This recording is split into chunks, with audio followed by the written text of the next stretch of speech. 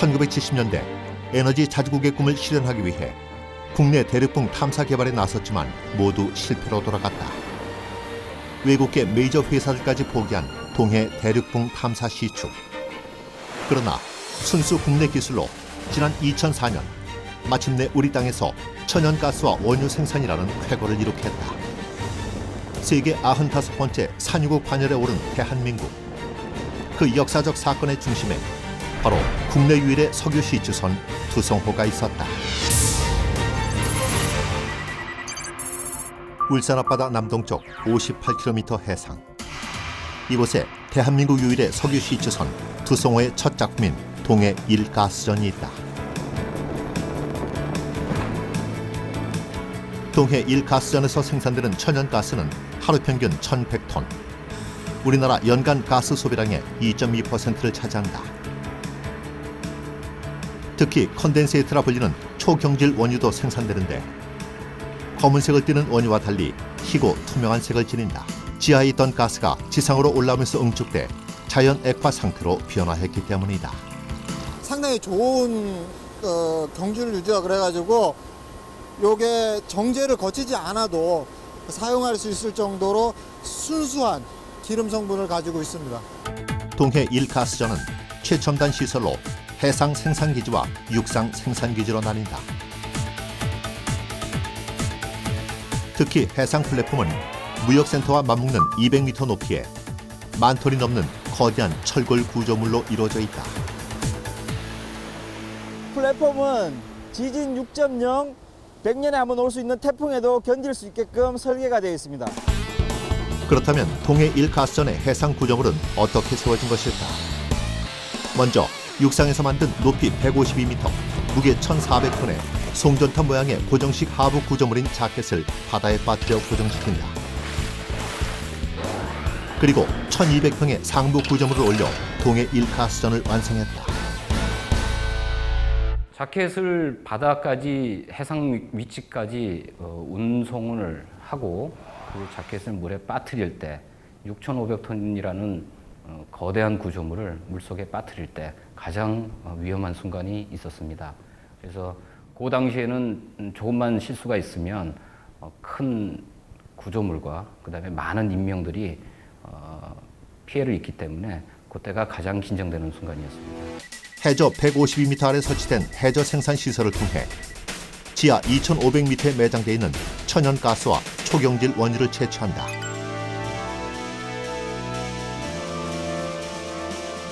생산 트리와 연결된 플로라인을 통해 채취된 가스와 원유는 해상 플랫폼으로 자동 이송된다. 이때 생산 트리의 역할이 매우 중요한데 굴착된 시추 구멍의 입구에 설치돼 고압의 가스와 석유가 분출되지 않도록 밀봉하는 역할을 한다. 유정에 딱 기침하는 순간 그 유정에는 굉장히 높은 압력으로 차 있거든요. 그래서 그 넣는 순간 기름이 막 올라옵니다.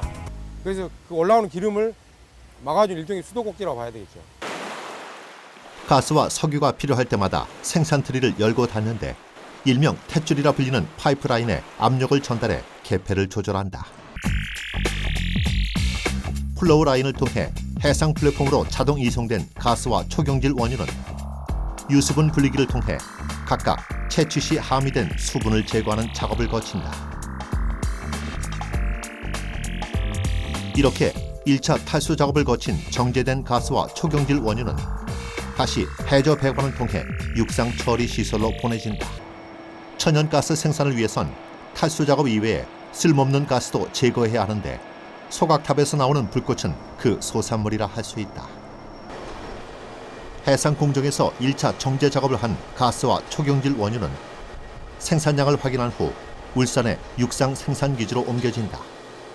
그리고 해상에서와 마찬가지로 2차 수분 제거와 열량 조절 등 최종 가공 작업을 한다.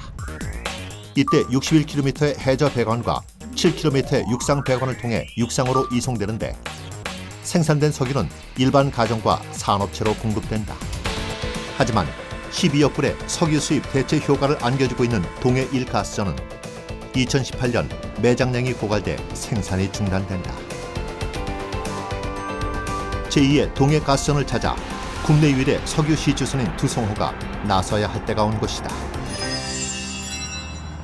지난 10월 말 바로 부산항 제3부두에서 1.8km 떨어진 곳에 정박해 있는 투성호다.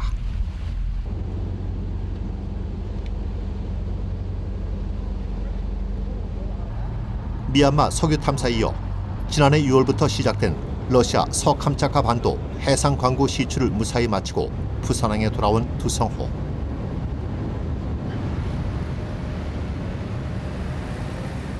다음 조업을 위해 90여 명이 승선을 하는데 바스켓을 타고 30m를 오르면 투성호 갑판에 오를 수 있다. 바스켓을 타기 위해선 4인 1조가 필수. 무게 중심을 잡기 위해서다. 오랜 조업으로 녹이 슬고 망가진 부분을 보수하느라 바쁜 손길들.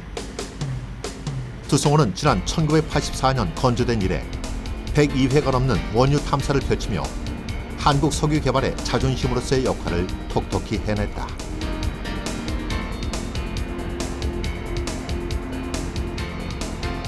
적재 능력 4,000톤, 최대 굴착 능력 약 7,500m인 투성호.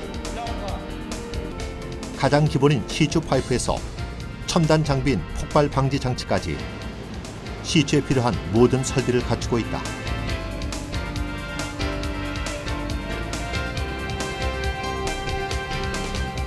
그리고 부력을 이용해 움직이는 투성호는 반잠수식 시추선이다. 다리와 연결된 폰톤의 물탱크에 바닷물을 채우고 빼는 원리로 움직이는 반잠수식 시추선은 거친 해상에서도 안정적으로 시추를 할 수 있는 장점이 있다.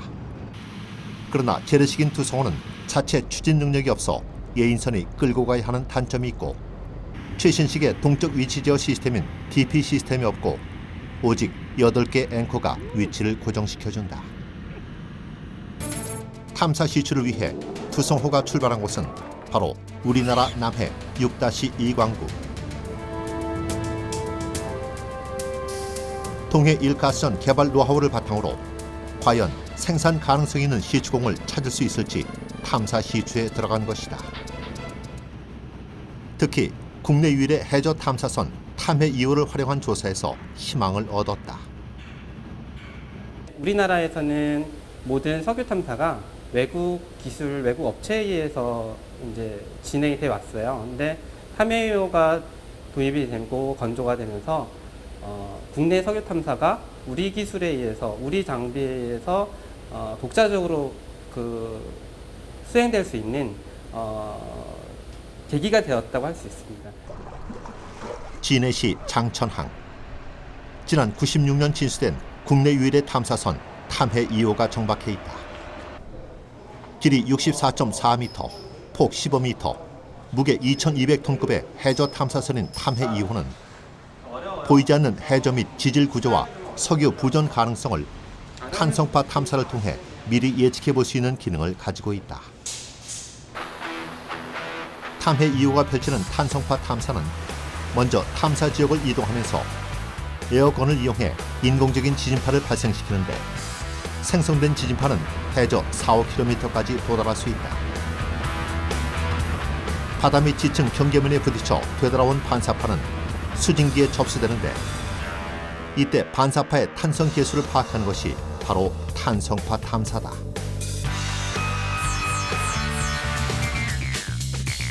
컴퓨터의 발달로 3차원 입체 영상을 통해 지질의 수평과 수직 구조는 물론 부전 자원의 종류까지도 알아낼 수 있다. 그러나 탄성파 탐사 역시 눈으로 볼 수 없는 심해 지역의 석유 부전 여부를 완벽하게 파악하는 데는 한계가 있다. 무엇보다 가장 정확한 방법은 석유 부전 가능 지역을 직접 시추해보는 것이다. 투성호는 남해 6-2 광구를 직접 뚫는 탐사 시추를 시작했다. 탄성파 탐사를 통해 동해 1가스전에 이어 남해에서도 석유 부전 가능성을 확인했기 때문인데 시추탑 아래에선 제2의 동해 가스전을 찾기 위한 시추공 굴착 작업이 한창이다.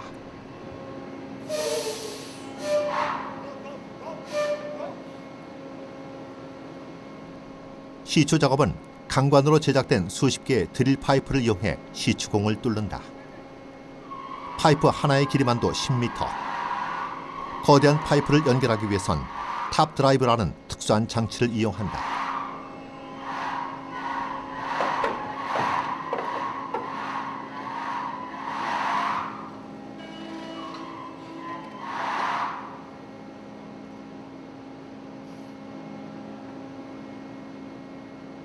전기나 유압에 의해 움직이는 탑 드라이브는 드릴 파이프를 들어 올리고 회전시키는 기능을 가지고 있는데, 이렇게 해서 연결된 드릴 파이프로 보통 해저 5,000m까지 시추가 가능하다. 그렇다면 시추 드릴 파이프는 어떻게 단단한 지층을 뚫을 수 있는 것일까? 먼저 시추를 하기 위해선 가운데 공간이 비어있는 직경 120cm의 큰 원통 모양의 라이저 파이프를 지층면까지 내리는 작업을 한다. 드릴 파이프의 지지대 역할을 하는 만큼 라이저 파이프가 안전하게 바닥에 설치되는 것이 중요하다. 시추선에서 수천 미터 떨어져 있는 목표 심도까지 라이저 파이프를 설치하고 나면 다음은 라이저 파이프의 관을 통해 드릴용 파이프를 내리는 작업을 한다. 이렇게 연결된 파이프의 무게만 300여 톤. 드릴 파이프가 주저앉지 않도록 정확한 파이프 연결과 굴진 시 경사각도 5도를 넘지 않도록 각별한 주의를 기울인다. 그러나 단단한 시추공을 뚫기 위해선 드릴 파이프만으로는 불가능하다. 드릴 파이프 끝에 달려있는 특별한 장치에 그 비밀이 숨겨져 있다. 드릴 파이프 끝에 장착된 드릴 비트의 톱니들이 맞물려 돌아가면서 아무리 단단한 바위라도 거침없이 뚫을 수 있게 되는 것이다. 거대한 장비를 다루며 굴착 작업을 해야 하는 시추 기술자들은 늘 위험에 노출돼 있다. 드릴링 작업 중 손가락이 절단되는가 하면 가스층을 잘못 건드릴 경우 배가 폭발할 수도 있다. 두성호 역시 큰 위기를 맛보았었다. 시추 드릴 파이프가 굴진을 하면서 고압의 가스층을 잘못 건드려 폭발하게 되는 것을 가스킥이라 하는데, 지난 1988년 영국 북해 유전에서 시추선이 폭발해 168명이 사망한 원인 역시 가스킥 때문이었다. 이렇게 대형 사고가 발생할 수 있는 가스킥 현상을 막기 위해 개발된 장비가 BOP는 블로우아웃 프리벤터, 즉 폭발 방지 장치로 시추공 상부에 설치돼 고압의 가스가 시추공에 유입되면 시추공 입구를 즉시 막아 가스가 시추공 안에서만 폭발하도록 하는 안전장치다. 석유 시추 시 드릴링과 함께 빼놓을 수 없는 작업 중 하나는 바로 이수 작업이다. 드릴링 작업 시 머드라는 특수한 액체를 함께 투입하는데, 드릴 파이프가 암석을 뚫을 때 생기는 파편들이 시추공에 쌓이지 않도록 회수해 줄 뿐 아니라 시추공이 무너지지 않도록 보호하는 역할도 한다. 펌프를 이용해 높은 압력으로 머드를 주입하고 순환시켜 불순물을 시추선 위로 뽑아내는 원리다. 특히 드릴 작업으로 시추공 내 과도하게 발생하는 압력 손실을 줄이기 위해 머드에게는 벤토나이트나 폴리머라는 특수한 화학물질을 첨가한다. 시추 시 얻어지는 머드 부산물들은 지층 정보를 획득할 수 있는 중요한 시료가 되는데, 현장에서 이수 검증 과정을 거치지만 복잡한 지층 구조를 분석하는 데는 한계가 있다.